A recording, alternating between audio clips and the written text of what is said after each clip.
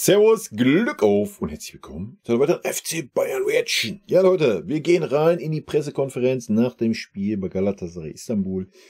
Ich bin sehr gespannt, was unser Chefcoach zu erzählen hat. Meine Meinung zu dem Spiel könnt ihr euch gerne in meiner Spielanalyse reinziehen.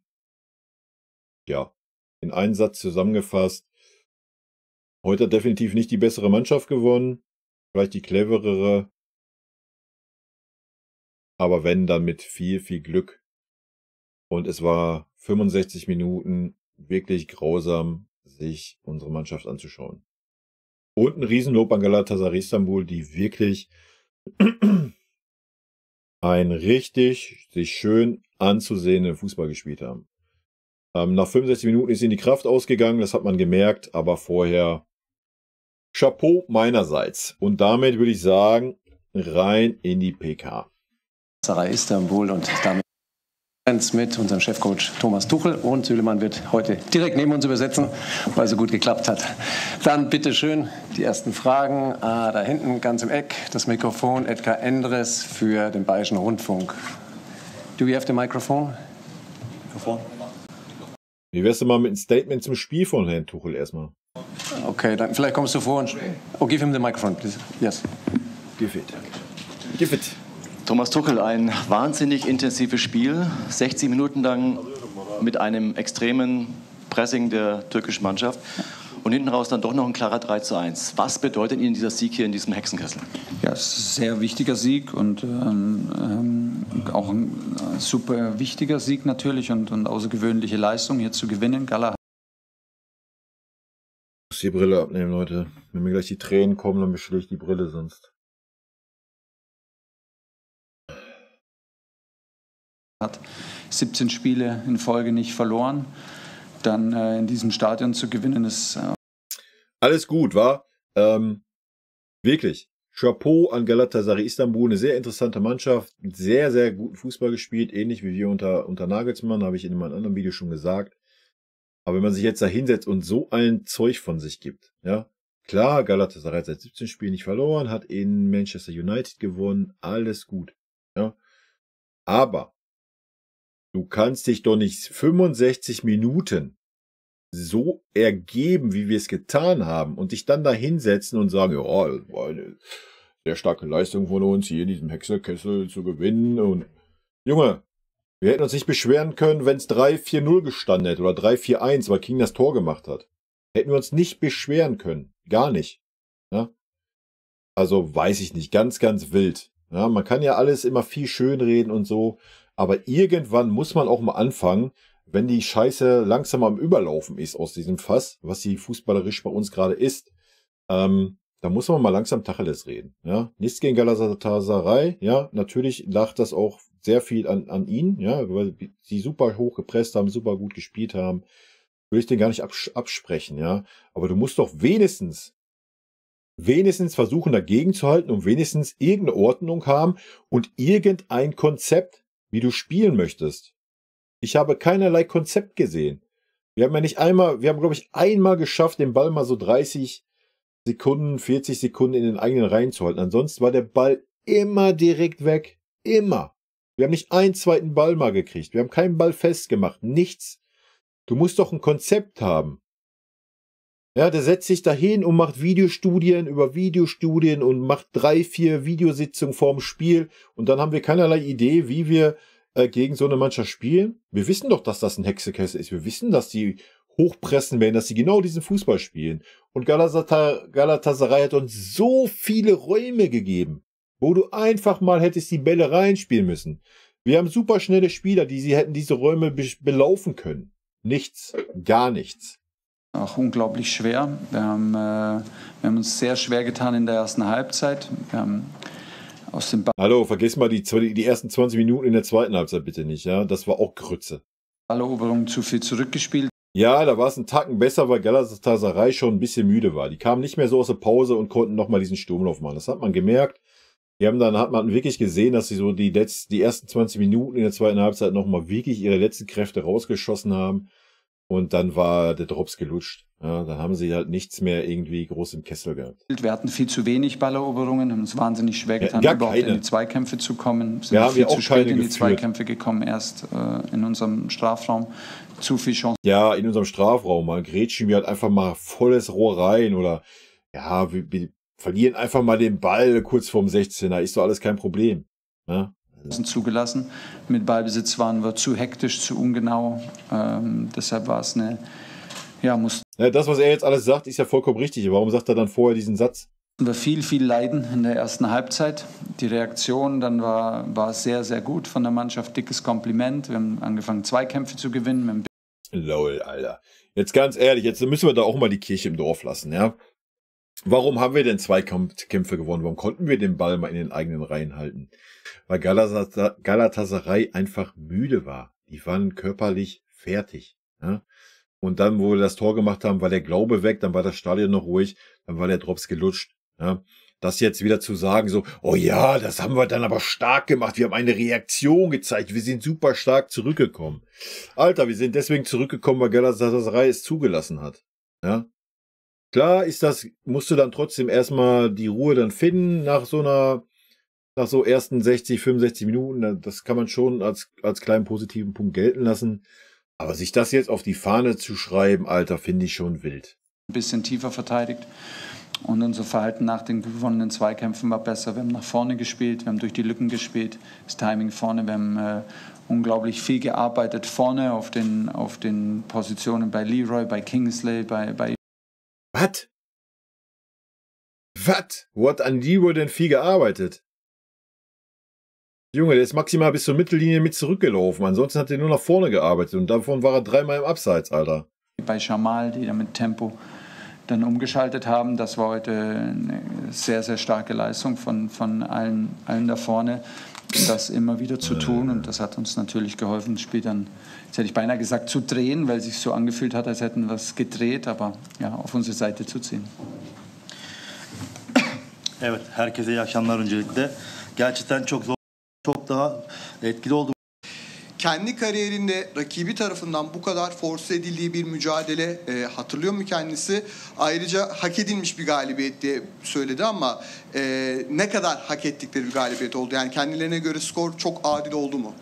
Also die Frage stellt sich nie. Man muss sagen, wie Sie angesprochen haben, dass FC Bayern München hat 16 Schüsse von Galatasaray-Spielern getroffen haben. Waren Sie schon mal in Ihrer Karriere so einmal erfahren, dass so ein Gegner 6 Serien... Ich liebe auch die Reporter der Türkei, die sind einfach alle so heißblütig, ne? Das ist schon geil. Mal Schuss an ihre Tore geschossen hat. Und Sie haben auch gesagt, das war ein wichtiger Sieg. Denken Sie, oder wie sind Ihre Einschätzungen, denken Sie, dass das ein verdienter Sieg ist? Nein. Also ich habe jetzt das Glück, in meinen letzten Stationen sehr dominante Mannschaften zu trainieren. Deshalb kommt es nicht so häufig vor, dass wir so viele Schüsse kassieren. Aber in meiner Karriere ist das 100% schon mal passiert. Das kann auch mal passieren in der Kombination. Das ist jetzt doch mal Tacheles beide Fische hier. Das ist doch aber jetzt der Höhepunkt unserer letzten Leistungen. Ja? Der Negativhöhepunkt unserer letzten Leistungen.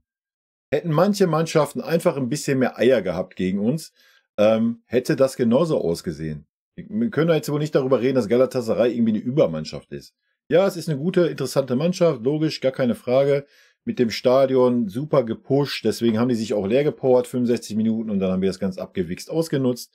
Aber das, was wir heute gesehen haben, defensiv im Mittelfeld, keinerlei Führung, keinerlei Koordination, einfach wild. Das sah aus, als würde da eine E-Jugend spielen. Da waren keinerlei Räume mal besetzt, da war keiner mal, der eine Position besetzt hat. Es war keine Mannschaft auf dem Feld. Keiner hat für den anderen mal was getan. Der einzige der Mannschaft, die nicht gespielt hat, war ein Harry Kane vorne, Alter. Ja, und die beiden Innenverteidiger haben sich mal ein bisschen gegenseitig gepusht. Alles andere hast du das Gefühl gehabt, Alter, da sind nur Ich-AGs auf dem Feld. Ja, und das ist jetzt der Höhepunkt, wo wir angekommen sind aus den letzten Spielen. Es ist Champions League, es ist das höchste Niveau in Europa. Galatasaray hat eine sehr starke Mannschaft. Das steht außer Frage. Und, ja, haben sie. Und trotzdem darfst du nicht so 65 Minuten da untergehen, Alter. Punkt. Ja, nochmal, wir hätten uns nicht beschweren können, wenn es 3-4-0 gestanden hätte. Und dann hätte ich ihn da gerne mal reden gehört. Wir waren nicht auf unserem höchsten Level in der ersten Wir waren auf gar keinem Level. Junge, Alter. Halbzeit und man muss auch irgendwann mal, wir haben natürlich nicht gut gespielt, aber Galatasaray hat sehr, sehr stark gespielt. Das muss man auch anerkennen. Das ist richtig, das würde ich gar nicht abstreiten. Das ist auch völlig okay und das hat auch einen Teil dazu beigetragen, ja, gar keine Frage. Aber trotzdem musst du doch mal ein bisschen fickriger in den Zweikämpfe sein. Du musst doch wenigstens in der Lage sein, dass du nicht, wenn du mit allen Mann in der eigenen Hälfte stehst, trotzdem in der Mitte einen Raum hast von 20 mal 20 Metern, der komplett leer ist. Der komplett leer ist. Das muss doch möglich sein. Das kann man doch wenigstens verlangen, oder? Selbst wenn wir scheiße spielen, schlechten Tag haben, alles gut, verstehe ich. Kann passieren, alles tut die Stadion, super emotional, super starkes Galatasaray, alles gut. Aber es muss doch möglich sein, dass ein verkackter Sechser auf den Raum auf einen verkackten Sechs ist. Ja? Aber nein, wir haben ja wieder nicht mit einem Sechser gespielt, wir haben wieder mit Zweien gespielt, die überall waren, nur nicht da in dem Raum. Der Raum war immer frei. Immer. Und ein Kimmich natürlich, wer hätte das vor dem Spiel gedacht, super überfordert, weil er angelaufen wurde. Super nervös, super überfordert. Und selbst wenn er dann mal in dem Raum zufällig war, sind die Spieler einfach an ihm dran vorbeigelaufen. Ja? Deshalb war es wichtig, auch eine Reaktion zu zeigen. Es ist sehr schwer, eine Reaktion zu zeigen. Und, wie er sich daran jetzt hochzieht mit seiner scheiß Reaktion zeigen, Alter. Ganz ehrlich, das ist zum Kotzen. Deshalb sind wir sehr zufrieden mit der zweiten Halbzeit. Was war der zweite Teil? Ja, wir sind sehr zufrieden mit der zweiten Halbzeit. Sehr zufrieden. Ich denke, das ist ein verdienter Sieg. Die letzten 25 Minuten waren okay. Ja, da haben wir ein bisschen Fußball gespielt, aber auch nur Jamal und Harry Kane. Obwohl Neymar auch ein, zwei gute Aktionen hatte, auch Kimmich hatte ein, zwei gute Bälle. Lag aber daran, dass Galatasaray einfach nicht mehr konnte. So. Punkt. Nochmal, dann kann man sich natürlich da hinsetzen und sagen, oh ja, haben wir schlau gemacht, wir haben die mal anrennen lassen, 65 Minuten, mit ihrem emotionalen Stadion können die sich eh nicht zurückhalten, dann haben die sich ausgepowert und dann haben wir ganz eiskalt zugeschlagen. Ja, wenn das der Anspruch des FC Bayern ist, sich 65 Minuten hinten reinzustellen und mit viel Glück nicht zurückzuliegen, dann Chapeau. Dann ist das vollkommen richtig, dann kannst du davon reden, wir haben eine gute Leistung gezeigt, wir haben eine gute Reaktion gezeigt. Und wir haben das Spiel ein bisschen glücklich, aber clever gewonnen. Dann kannst du so argumentieren, wenn das unser Anspruch ist. Das ist mein Anspruch an unseren Club leider nicht. Und dann kann man das auch mal klar äußern. Was ich eigentlich nicht tun wollte. Ich wollte mich nicht mehr über diesen scheiß Fußball, den wir seit Anfang der Saison spielen, nicht mehr aufregen. Aber heute ist das fast bei mir übergelaufen, Leute. Es tut mir leid. Ja, dann könnt ihr wieder schreiben, du bist viel zu kritisch. 3:1 in Galatasaray gewonnen. Guck dir Manchester United an. Die haben zu Hause gegen Galatasaray verloren. Nochmal, Alter, mich interessiert nicht, was andere Mannschaften spielen, ja. Und wenn ich einen FC Bayern sehe, möchte ich nicht einen FC Bayern sehen, der nach 65 Minuten glücklich sein kann, dass es 1-1 steht. Und wenn das so ist, wenn man mal einen scheiß Tag hat, möchte ich wenigstens sehen, dass die Räume besetzt sind und dass man da versucht, dagegen zu halten. Und all das habe ich heute nicht gesehen, mal abgesehen von 2, 3 Spielern. Wir waren mit Sicherheit.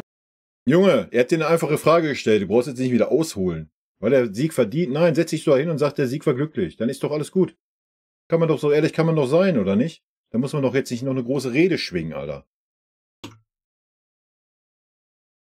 In der Halbzeit mehr zufrieden mit dem Unentschieden als. Nein! Echt? Kann ich mir gar nicht vorstellen. Gar nicht. Junge, nochmal, es hätte zur Halbzeit 3 oder 4-1 stehen können. Müssen sogar für Galatasaray.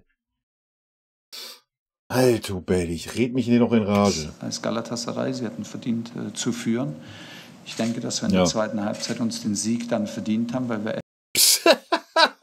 Nein, wir haben uns den Sieg heute nicht verdient, Leute. Sorry, gehe ich nicht mit. Auch wenn ich Fan dieses Vereins bin und mich natürlich freue, dass wir das Spiel gewonnen haben. Aber verdient war das nicht. Punkt. Es war dann am Ende clever, wie ich es gesagt habe, die Kräfte waren weg. Unsere individuelle Klasse hat dann überwogen. Wir haben endlich die Räume mal genutzt, die uns Galatasaray 90 Minuten angeboten hat. Ja, aber verdient, Alter. Da jetzt von verdient zu sprechen, fühle ich nicht. Effektiv waren, weil wir torgefährlich waren. Wir hatten trotz allem immer offensive Umschaltmöglichkeiten. Wir hatten große Chancen mit Leroy Sané. Ja, den du hättest mal auswechseln sollen, ja, dass da vielleicht ein Tell gestanden hätte oder meinetwegen auch ein Müller. Ich denke, dann hätten wir da auch ein Tor erzielt. Leroy hat heute einfach keinen Bock gehabt. Die Körpersprache war eindeutig, seine Gesten, sein Verhalten waren eindeutig. Und wenn du da keinen Bock hast und so pissige Diva bist, dann hast du die paar Chancen, die du dann hast, die verspielst du dann so, wie er sie verspielt hat. So, Punkt. Da muss man sich dann auch nicht wundern. Ja, es ist sehr, sehr schwer, in meiner Erfahrung in der Gruppenphase in der Champions League allgemein auswärts zu gewinnen. Kommt er wieder mit dem Tenor. Ist ja alles gut. Alles gut und schön, gebe ich ihm ja sogar recht. Irgendwo. Und würden wir nicht von Woche zu Woche zu Woche dieselbe Scheiße sehen, wie wir sie seit, was ist es jetzt, 11. oder 12. Spiel sehen, würde ich ja sagen, alles gut. Hast halt mal einen schlechten Tag gehabt, hast glücklich gewonnen, mach einen Strich drunter, putz den Mund ab, alles ist gut, passiert mal. Ist gegen uns schon ganz oft. Ich erinnere mich an das Spiel zu Hause gegen Frankfurt, wo wir 23:1 Torschüsse oder was hatten und verlieren 1-0. So, passiert halt mal. Alles gut. Wenn das mal umgekehrt ist, ist doch gut. Ja, wäre gar kein Thema. Aber es ist ja nicht so. Es ist jedes Spiel so. Jedes verkackte Spiel. Deshalb heute war nur der Höhepunkt dieser Spirale. Ja, ich bin gespannt, ob die Spirale jetzt umschlägt. Musst du auch manchmal einfach einen Weg finden zu gewinnen. Du kannst nicht.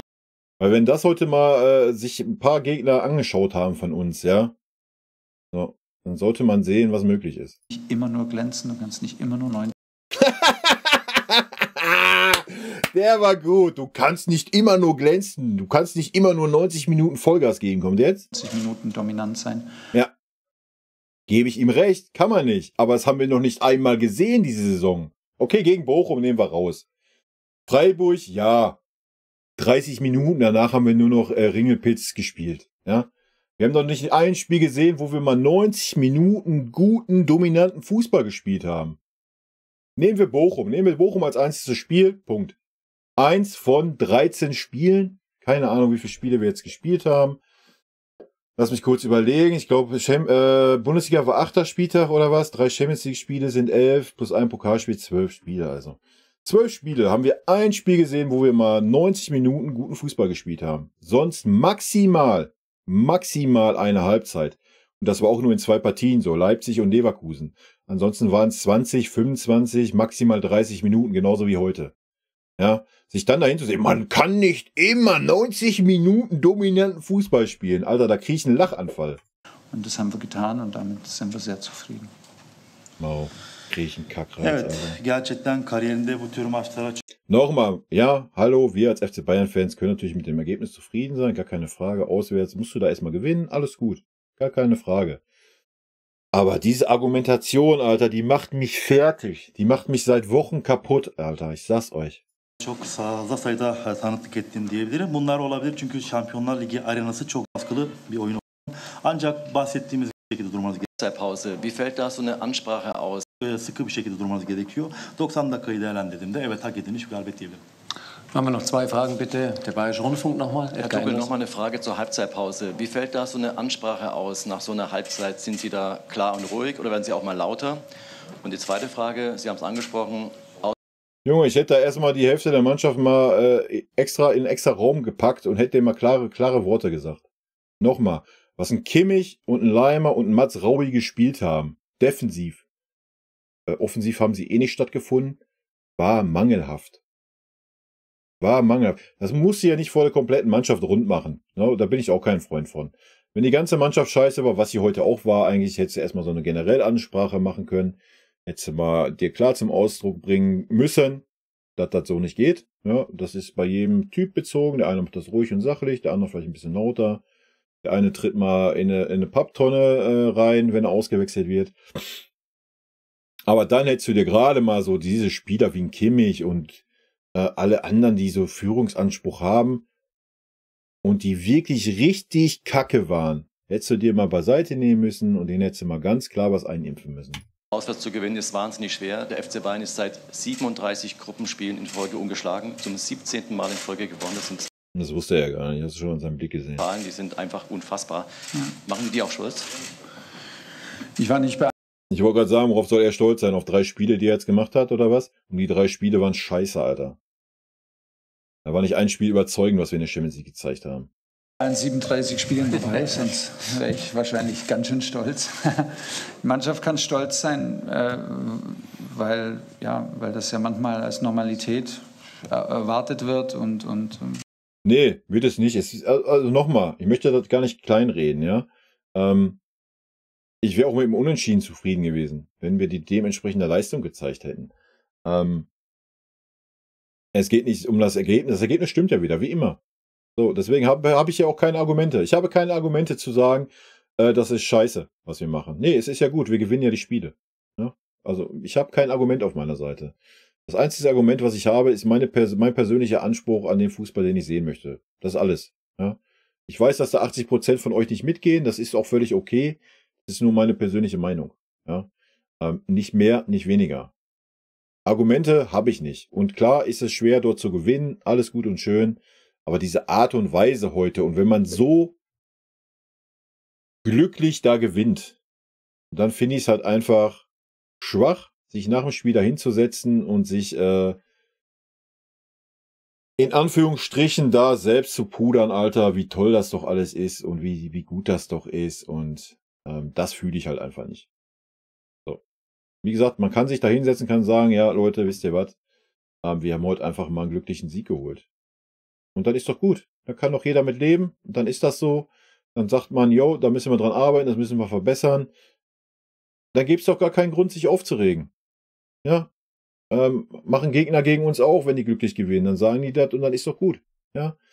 Aber das passiert ja nicht. Dann wird sich da hingesetzt, wird rumgeeiert und wird noch gesagt, ja, eigentlich haben wir super verdient gemacht, weil die letzten 20 Minuten haben wir super guten Fußball gespielt und wir haben wieder die Kurve gekriegt. Und ach, Leute, ich kann es nicht mehr hören. Wenn man diese Serien natürlich auch produziert, dann ist man auch zwangsläufig dann der Favorit. Und trotzdem ist das jedes Mal ein hartes Stück Arbeit, egal ob in Kopenhagen oder hier. Ja, na klar, das würde ich ihm auch gar nicht absprechen. Ich würde ihm auch gar nicht absprechen, dass die Spiele schwer sind. Oder sagen, ja, du musst jetzt da in Galatasaray gewinnen, du musst gegen Kopenhagen gewinnen, weil das ist nur Kopenhagen, das ist nur Galatasaray. Darum geht's gar nicht. Ja, nochmal, Galatasaray hat heute den Sieg verdient gehabt. Die waren die klar bessere Mannschaft, haben super Fußball gespielt. Die Art und Weise ist einfach. Die Art und Weise gefällt mir persönlich nicht. Ja. Und sich dann hinzusetzen und diese Art und Weise dann noch schön zu reden, dann kriege ich halt einfach einen Kackreiz. Es ist ja völlig okay. Man kann ja sagen, wisst ihr was, wir können aktuell nicht mehr spielen, weil Abstimmungsprobleme, Harry Kane, bla, Sülz, alle noch nicht so lange da. Alles gut, sehe ich ja ganz genauso. Deswegen habe ich ja auch im Stream gesagt, ja, wir müssen mal bis zur Winterpause Geduld haben. Aber heute war das einfach nochmal so ein Haufen Scheiße obendrauf, auf das, was wir die letzten Wochen gesehen haben. Ja? Und dann platzt es einfach aus mir raus. Es tut mir leid, Leute. Ihr könnt alle das 3:1 feiern. Ihr habt wahrscheinlich auch schon abgeschaltet. Das ist auch okay so. Ich muss das persönlich gerade rauslassen. Sonst zerfrisst mich das von innen. Und da müsst ihr jetzt gerade drunter leiden. Dann ist das so. Habt da Pech gehabt. Ihr müsst euch das ja hier nicht angucken. Ja, und deshalb sich da so aufzuraffen und da immer wieder auch die Mentalität und den Hunger und die Qualität. Den Hunger habe ich heute gar nicht gesehen, Alter. 0. Den haben wir auch, der mit Hunger an, Alter. Zu zeigen, das ist klar, was auch Bayern ausmacht, was uns auch in Europa ausmacht. Ja, genau, das macht Bayern aus. Ja, Applaus. Leute, das macht unseren Club aus. Dass wir 65 Minuten hinten drin stehen, warten, bis der Gegner müde ist. Hoffen und beten und flehend, dass wir nicht 3-4-1 hinten liegen, um dann die letzten 25 Minuten zurückzuschlagen wie Rocky in der 12. Runde. Ja? Das ist jetzt unser Fußball. Das ist, was unser Anspruch ist. Gegen Galatasaray Istanbul oder gegen den FC Kopenhagen. Nichts gegen diese Mannschaften. Aber das ist jetzt der neue Anspruch von dem FC Bayern München, der Zweiter der FIFA-Weltrangliste ist. Das ist der Anspruch. Ja? Das ist auch der Anspruch in der Bundesliga. Macht. Da bin ich eher stolz darauf, ein Teil davon zu sein, als dass ich stolz bin, dass das an mir liegt, weil die Zahl zeigt, dass es ja nicht an mir liegt. In der Halbzeit heute war nicht der Moment, laut zu werden. Das ist aber weder, da gibt es kein Handbuch dafür, egal ob jetzt, egal wie das Ergebnis ist, egal wie die Leistung, das glaube ich, oder würde ich sagen, muss man einfach spüren, dass man denkt, den Draht hat, was man denkt, was der Mannschaft hilft. Heute war Da stimme ich ihm zu. Ne? Da stimme ich ihm voll zu. der Moment für mich, ruhig zu bleiben. Und hat ihm ja am Ende des Tages auch recht gegeben. Wir haben 3-1 gewonnen, also hat er alles richtig gemacht. eine ganz kleine Anpassung vorzunehmen, aber hauptsächlich auch darauf hinzuweisen, dass wir die Basics besser machen müssen und weiter Mut und Vertrauen zu sprechen, dass wir dann, wenn wir das besser machen, die Räume besser finden werden. Und ja, das war heute die Halbzeit. Evet, soyunma odasındaki ruh cesaretli. Bugünkü olduğu gibi Öncelikle tebrikler galibiyet için. Dünkü basın toplantısında Icardi'nin maçta oynamasını beklemiyoruz. En azından bizdeki bilgi bu şekilde demişti.